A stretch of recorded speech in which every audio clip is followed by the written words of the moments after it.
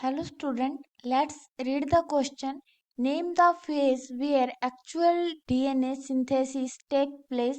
नीचे हमें ऑप्शन दिए गए हैं। तो यहाँ क्वेश्चन के अंदर मेनली जो हमें की कॉन्सेप्ट दिया गया है, की कॉन्सेप्ट वो है डीएनए सिंथेसिस। DNA synthesis. तो बात करें डीएनए सिंथेसिस की, तो डीएनए सिंथेसिस का मतलब होता है कि डीएनए से डीएनए का बनना। डीएनए से डीएनए का बनना, इसी को हम बोलते हैं डीएनए सिंथेसिस। तो मेनली जब सेल के अंदर सेल डिवीजन होता है, सेल डिवीजन, तो सेल डिवीजन के अंदर मेनली हमें दो फेज देखने को मिलती है। मेनली पहली जो होती है हम उसको बोलते हैं इंटरफेज, इंटरफेज। एंड सेकंड जो होती है उसको हम बोलते हैं एम फेज। ये दो फेज होती है। अगर हम इंटरफेस की भी बात करें तो इंटरफेस के अंदर मेनली हमें तीन फेज देखने को मिलती है। जीवन, जीवन के अंदर मेनली जो सेल है उसकी ग्रोथ होती है, उसका साइज बड़ा होता है। एंड मेनली प्रोटीन और एंजाइम सिंथेसिस होते हैं, प्रोटीन एंड एंजाइम बनती हैं। ये सारे प्रोटीन और एंजाइम वो हैं जो कि डीएनए रेप्लिकेशन में काम आते हैं। उसके बाद सेकंड जो फेज आती है उसको हम बोलते हैं एस फेज।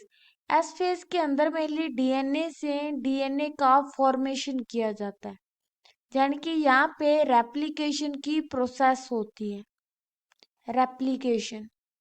उसके बाद थर्ड जो फेज देखने को मिलती है वो होती है G2 फेज। G2 फेज के अंदर मेनली सेल की ग्रोथ होती है और प्रोटीन और एंजाइम का सिंथेसिस होता है जो कि आगे एम फेज में काम आएगा।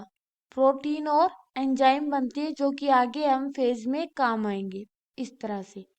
और इसके अलावा एक फेज और होती है जिसको हम बोलते हैं G0, और इसको बोला जाता है resting period. Resting period, resting period का मतलब है कि जब सेल को डिवाइड नहीं करना होता तो वो G0 के अंदर चली जाती है। तो क्वेश्चन के अंदर मेनली हमसे पूछा गया है कि कौन सी फेज के अंदर डीएनए सिंथेसिस होता है। तो अगर हम देखें तो वो है एस। तो ऑप्शन देखें तो पहला है एस फेज जो कि सही है। सेकंड जीवन, जीवन में एस डीएनए सिंथेसिस नहीं होता, ग्रोथ होती है और प्रोटीन और एंजाइम बनते हैं।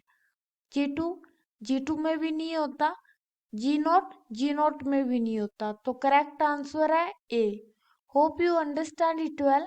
Best of luck. Thank you.